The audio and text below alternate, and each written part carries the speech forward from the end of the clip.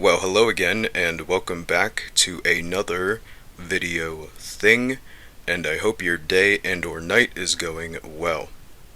I'm not gonna lie, I miss the old internet. I would say from launch till about 2016, the internet went extremely hard. You had this creature which was everywhere for some reason. Every website kind of looked different from each other, they were kind of doing their own thing. The old DeviantArt interface, I thought that was pretty cool. Old YouTube, where people would kind of just upload whatever they wanted. Flash games were pretty cool. But I would say there's one aspect of the old internet that I miss a little bit more than the others, that you might be familiar with if you were on YouTube around the time when it was pretty much unavoidable. And that one thing is creepypastas. You remember creepypastas, right? You know, those scary stories and, admittedly, poorly written stories and or images that would scare the shit out of kids. And if you were into creepypastas as much as I was, you may remember a creepypasta by the name of Mario. And more specifically, you might remember the image that is most commonly associated with the creepypasta. In case your memory is a little foggy, here is the image.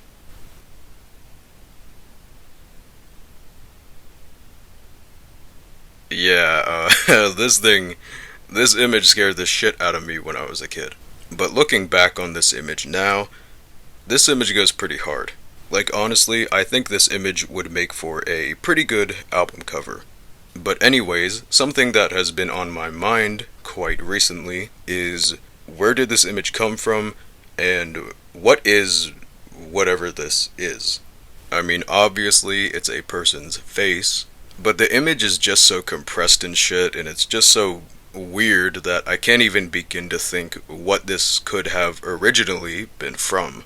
Well, as it turns out, to my complete surprise, 14 years later, the original version of this image has been found. Like, for real, I thought finding this image was going to be harder than finding the original image of Jeff the Killer. I mean, where do you even begin looking for the original version of fucking this? And along with the original image being found, it turns out that there was an entire ass ARG that was associated with the original Mario ROM hack that was solved recently. And I had no idea that there was an entire ARG associated with the original ROM hack. So that was very interesting to learn about. So for today's video, I thought we could talk about how the original version of the infamous Victim 1 photo was found.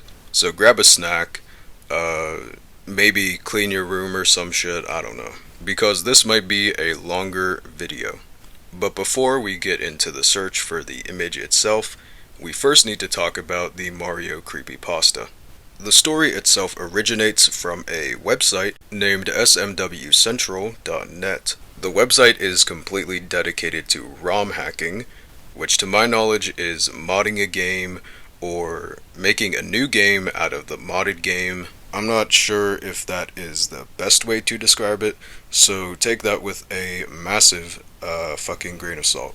Anyways, a user of SMW Central by the name of Adam was verifying hacks on the website that needed to be verified. While scrolling through some of the hacks, he came across one hack by the name of Mario. Then Adam would go on to make a thread on SMW Central, basically just recounting his experience with the hack. So how does the Victim 1 photo come into the story, you might be asking? Well, after Adam finished telling his story, founder of SMW Central and X-Site owner Kyrian noticed that one of the text files in the ROM hacks folder was actually a converted JPEG file. Kyrian tried to decipher the photo, but didn't really get any results. Eventually, Kyrian decided to put the ratio of the file into Google Images, which then led to Kyrian finding the Victim 1 photo. Alright, for the next segment in this video, I had two ideas. One, I just read you the original creepypasta verbatim, or two, which I think is better, would be for us to watch gameplay of the Mario ROM hack while I give you a sort of play-by-play. But I decided we're going to go with option 2, since I think that idea sounds more interesting and I doubt you want to hear me read the creepypasta word for word. Also, quick shout out to Lazy Blue for their gameplay of the Mario ROM hack. So now, let's go through the infamous ROM hack together. So the ROM hack opens pretty normally, except it just says Mario. There's no other text, it's just Mario. Moving on, once we start the game, we get some dialogue. Welcome, this is Dinosaur Land. In this strange land, we find that Princess Toadstool is missing again. Looks like Mario is at it again. Anyways, after the little intro thing, we are put into the overworld of the game. So let's continue our journey and play the level Never Come Back. Now, I'm no Mario expert or Mario World expert, but I don't think that's normal? But I don't think that's normal. Oh well, let's continue. Upon starting the first level, it becomes immediately apparent that there is no music, there is no enemies, there are no coins, there's no question blocks, and there's no power-ups. Well, actually, there is one power-up in the level, but you can't fucking reach the damn thing. There's also these Yoshi coins here. You can't really do anything with them though, so yeah.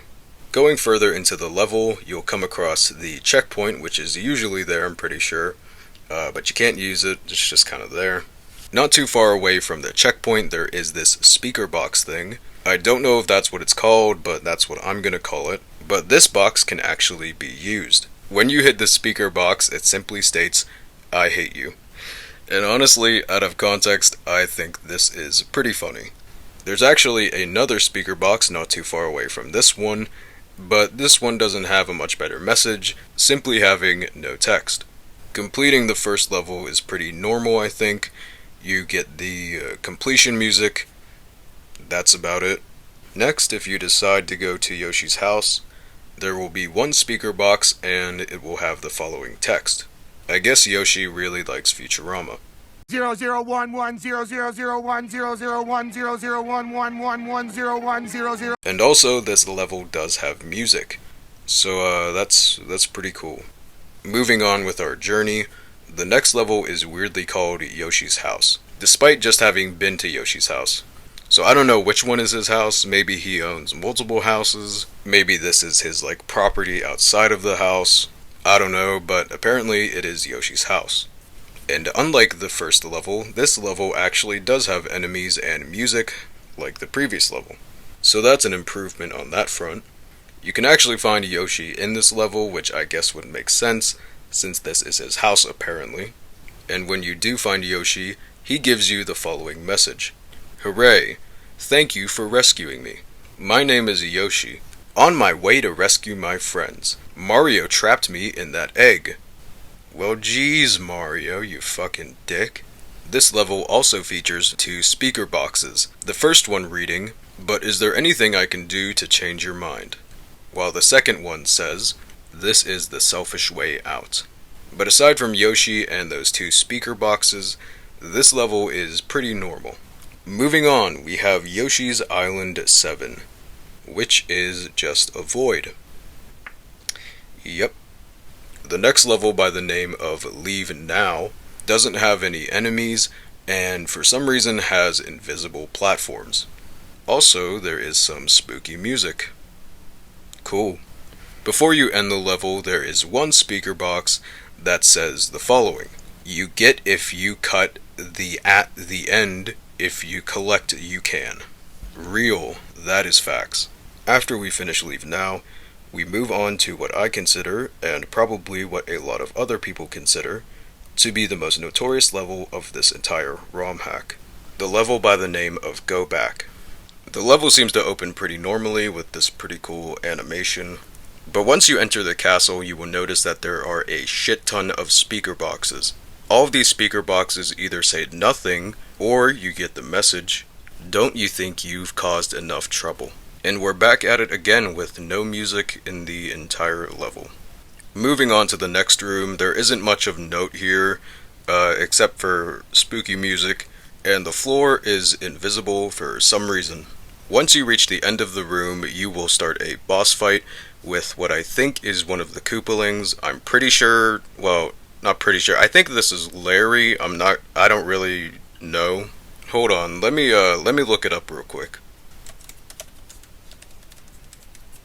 Oh, my bad. It appears that this is Iggy Koopa, so my bad. Anyways, once you beat Iggy, you get this pretty cool animation, and I will just let the rest play out for you.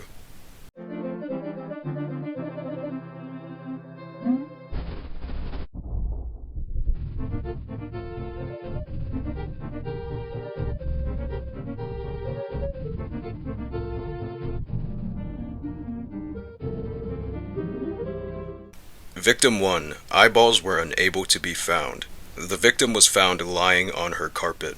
Cause of death unknown. Hand marks with unidentifiable fingerprints were found all over the corpse. Yeah, pretty whack shit. That is, pretty creepy. Since I haven't read this creepypasta in years, I assumed that this is where the ROM hack ended. But as it turns out, there is one more level after this one. The final level of this ROM hack is called Donut Plains 1. Donut Plains 1 yet again has no music, but there are some speaker boxes inside this level. The boxes read, "There's no way out of here," and "Fly away." And I don't know if I can make the joke here that I want to make because of copyright, so moving on. After that, you enter the next part of the level through an invisible pipe. And the next part of the level is just a void with what I think are doors. I don't know if these are doors or not, they just kind of look like doors to me. The other gameplay video that I used as reference, the player didn't attempt to go through these at all. So they could be doors, they could not be doors, I don't know. But they look like doors, right? Moving forward, you will enter the next portion of the level via an invisible pipe. And in the next room, there is nothing. It's just a black void, and you can't do anything else. There's nowhere else to go. This is it. The only choice you have is to jump. And if you do decide to jump, the game crashes. And that's it. That's the infamous Mario ROM hack. Honestly, this ROM hack is pretty unnerving and pretty fucking weird. I can see why Adam was so creeped out by it in a way and just weirded out by it. Like, if I had no prior knowledge of this thing's existence and I found it at, I don't know, like 3 a.m., I would probably also be pretty unnerved. A lot of the levels having no music really kind of help it be more unsettling than it would have been with music. That combined with the lack of enemies in some levels, the whole thing is just really fucking weird. But yeah, it's a pretty solid ROM hack. It's pretty cool. But wait, there's more. Now that we've gone over the ROM hack that the creepypasta is written about, we can now get into how the original version of the Victim 1 photo was found. But real quick, one more thing that I feel like I have to mention. Like I said in the beginning, there is an entire ARG connected to this Mario ROM hack, which I will not be going over because that would take up way too much time, and the ARG doesn't really have anything to do with the Victim 1 image itself. And the ARG itself doesn't really have a satisfying ending, it's kind of just a troll ARG, so yeah. So if you want to learn more about that, you can watch this video by, Hey Peter. It's a pretty good video. I'll leave a link to that video in the description. But now with that out of the way, we can begin the search for the original Victim 1 image. So unfortunately, in the first step of our search, we need to go back all the way to 2009 to my favorite website, 4chan. Specifically the x/paranormal form of 4chan. And here we can find, to my knowledge, the very first instance of this photo popping up online. So unfortunately this thread seems to be lost to time, but thanks to screenshots that exist, we can see the very first instance of the Victim 1 image being shared. And in this image we can see that the OP of, I guess the thread, I don't really know how 4chan works. Shocker, I've never used 4chan. The OP claimed that the image would continuously appear in the right-hand corner of the desktop. Being all spooky and shit. So there was a thread made after this initial thread with the image, made exclusively to kind of just like search for the image and info about it. Luckily, that thread has been archived by the Wayback Machine, so we can use that to see what was going on. And once the thread was started, you can see here that people pretty much immediately got to work on, uncovering whatever they could about the image. Oddly enough, people were also finding MP3 files that apparently came along with the image's download. There were links to these MP3 files in the Wayback Archive, but I couldn't get them to work. If there is some way to get the files to work, I didn't find it. So unfortunately, I can't share with you what those audio files sounded like, but I bet they were scary. So these MP3 files, combined with the Find Me text, and along with all the other lies that people were spreading about the image, reasonably made people pretty freaked out about the image. People on the thread seemed to be pretty mixed on whether or not this was part of an ARG or it was completely a hoax. And luckily for the people on this thread, the OP of the thread would return. Only after people on the thread started to figure out that the image's file name was actually a MySpace ID for the band Common Man Down. And if you were to look up commonmandown.com, you would be led to a website with just the victim number 1 image itself. I'm sure you can see where this is going now, right? So yeah, it seems that the victim 1 image was originally used by a band named Common Man Down as viral marketing. And the response to this information wasn't great. It seems that a lot of people in the thread were pretty pissed off about the whole thing being a viral marketing campaign. But I don't know, personally, I think it's pretty cool. I think it's a cool approach to promote something like a band, so I'm pretty cool with it. Kinda based in Sigma. Also, keep this OP and the, entirety of the thread in mind, as it will be important for later. Our next step in the search for the image brings us to YouTube, and specifically a YouTuber by the name of Midnight Krick, who was essentially the one leading the whole search for the image. He was kind of the founding farter for the whole search. Midnight Krick had already shown interest in the image itself back in 2021, when he brought up the image in his personal video game Mysteries #1 video. So clearly Midnight Krick cared about finding the original version of this image. And that interest in finding the original version would lead Midnight Krick to do some searching on the original Creepypasta page for the Mario Creepypasta, when, according to Midnight Krick, on a now deleted comment on the page, there was a comment by someone named KTB Media, who apparently had some ties to the Mario ROM hack. The interaction between KTB and Midnight Krick would eventually lead to KTB claiming that he had contact information of the original OP from the 4chan thread which I went over previously. KTB would also reveal that the name of the original OP from that 4chan thread was Jordan Davis. And Jordan Davis just so happened to be a member of Common Man Down. I'm assuming that KTB got Jordan Davis's information from the band's old MySpace page. It wasn't really specified how he got Jordan Davis's information, so I'm just gonna guess that's how. Anyways, Jordan Davis provided Midnight Krick with some very important information and explained how he found the image and what it may have looked like before he made it like 360p. So with these clues, and after having some back and forth with an individual by the name of Petey, Midnight Krick decided to make a Discord server dedicated to finding the original unedited version of Victim 1.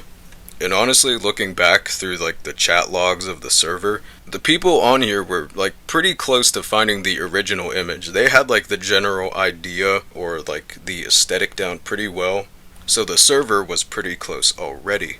But of course, when you're searching for something of this magnitude, you're always going to get false leads. So why don't we go over some of those false leads? One of the earliest leads actually popped up before the Discord server was even made, and I actually remember seeing this false lead in real time. And that false lead was provided by a YouTube channel by the name of ChainmailChasers. So this video was actually able to trick Midnight Krick into thinking that there may have been another version of the Victim 1 image that dated back as far as 2008. Which is completely understandable. I can see why Krick fell for this.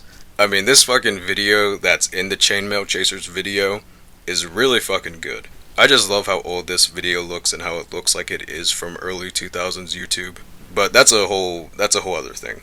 Like I said before, I actually remember watching this video go up. I was actually pretty interested in the ChainmailChasers ARG thing or whatever they were building, and I only knew it wasn't a real lead due to the previous videos that ChainmailChasers had uploaded. I just find it a little funny that the ChainmailChasers were unintentionally able to trick Midnight Krick into thinking that this was an actual lead. The second big false lead also appeared before the Discord server was made, and it was this picture from Fatal Frame. I don't know how anyone thought that this image was the original Victim 1 image. It doesn't even really look like the Victim 1 image in my opinion, and I mean there's some similarities, but I mean, come on. Some other false leads that weren't as big as the previous two were a Harlequin baby, which I am not going to show a reference image for, because no. This specific Bloody Mary image, I can totally see it. It's got the same mouth energy to it, if that's a sentence that you would say to describe that. Jeremy Clarkson, this image of Jeremy Clarkson, I don't know why. Yeah. Amanda from Saw 2, something from Fear.com, which was a horror film from 2002, a fucking real dead body, which I never got how people even thought that this was a real image to begin with, anything from The Grudge, and anyone from a band called Wrath of Despot. Also kind of funny, some people thought that the image could actually be a picture of Joey's mask from Slipknot, rest in peace, but I don't know, it never really gave me the resemblance of one of Joey's masks. Like, clearly the hair is different, and it just doesn't really have the same, like, fucking facial structure as Joey's mask, really. So I never really got this one, but I just thought it was an interesting false lead. So with all these false leads checked off of the suspect board, and with an entire Discord server now dedicated to finding this image, it was kinda only a matter of time until the original image would be found. And eventually the pool of leads would slim down significantly until on August 3rd in the Potential Images channel, a deleted user, which I could not find the name of, posted these images. And as KTB would go on to say that they were, quote-unquote, getting extremely strong victim vibes from this girl, which out of context sounds like a really fucking weird thing to say. KTB would go on to do some more research and discovered that the name of the person depicted in the pictures was Kyo, or Kyo, I don't know. Another detail that KTB was able to uncover was that Kyo was a member of a band named Dir Un Grey. I don't know if I'm pronouncing that right either, but fuck it, we ball. And after these images were discovered, / recommended, or I guess suggested as a lead, that was pretty much it, and the floodgates have opened, and now all we had to do was wait. Then in the next month, a user by the name of Denise simply posted this photo with the caption, "Holy shit."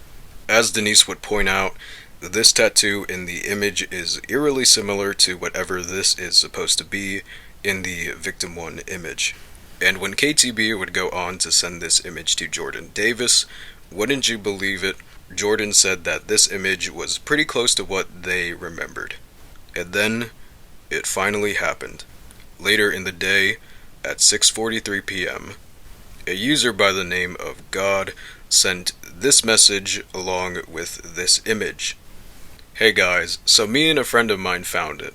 I'll explain more when I get home from work, but please hear me out here. So here it is."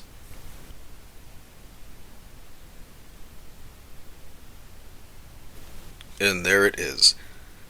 God had found the image. Midnight Krick would even do a little bit of editing with the photo, and yeah, this photo was pretty much identical to the Victim 1 image. To even further solidify that this was indeed the image in question, KTB would message Jordan Davis once again, and Davis could 100% confirm that this was in fact the original image. But before the mystery was wrapped up, there was still one more question, or questions, that were left unanswered. What was the context of the image, and where did the image come from? And luckily, later on the same day, Midnight Krick would go on to answer those questions for us. So the original image actually comes from a Flickr post named Creepy Me, made back in February 25th, 2007, by an account named Jess Lee, with the caption, "I'll hunt you." A little interesting side note as well, because I don't know where else to put this. A user named Act8113 tried to post this picture to 4chan, which led to a different version of the Victim 1 image appearing as the thumbnail. And after a little bit more detective work, it was found out that this version of the original unedited Victim 1 photo was actually another edited version of the original Victim 1 photo. So now we have this version, and then we have the unedited, expanded version, extended version, HD, ultra realistic, RTX on, enhanced edition, Battle Pass exclusive. And now the final question, what is the context of this photo? Well, the picture itself was taken in... what the fuck? Wait, how do you pronounce that? Harajuku. In the Harajuku district of Tokyo, and the individual in the photo was actually cosplaying Kyo from Duran Gray, and actually wasn't Kyo themselves. There's not too much more to the context of this photo. We know what time of day the photo was taken, but that's not really that interesting in my opinion. To this day, we don't actually know who the cosplayer is in this photo, but I wonder if they know that they are the victim number 1 photo. Does bro even know? But with all of that said and done, the server had finally found the image. After so many years, the search for the victim number 1 photo was finally over. Seeing how all the other people in this server reacted to the photo being found was really cool and just kind of, I don't know, jolly or some shit. Seeing how all the other people in the server reacted to the photo being found was really cool in a way, and just very Chungus wholesome. It was very skibbity. The funny thing is, I remember back in 2022 watching the whole search for the original Victim 1 image going down. And looking back, I kinda wish that I got involved with the search in some way. I think that would have just been really cool to have been there when the image was found. And of course, it's thanks to the individuals on the Victim Cord Discord server and Jordan Davis himself for being able to rediscover this very important piece of internet history. So yeah, that's gonna be about it for this video. I just thought that this story was really interesting, and I felt like making a video talking with you about it because why not? I hope you also thought it was interesting, and more importantly, I hope you enjoyed the video. I'm gonna try to make the rest of this outro quick, because this video is long enough already, and also because this video is extremely late. Personal stuff along with work hasn't really made it much easier to get this out on time. So yeah, I'm sorry this video came out so late. Also, if you want to see updates about videos and shit, check out my community tab, because I post updates there. Like, subscribe. If you hated the video, you can dislike it. You can hit the bell icon if you want to be notified when I upload. You could spread the word about this video and this channel if you would like to. And join me next time when I will have my head blown up with tenorite. I hope you have a nice rest of your day and or night, and I will talk with you later. Bye.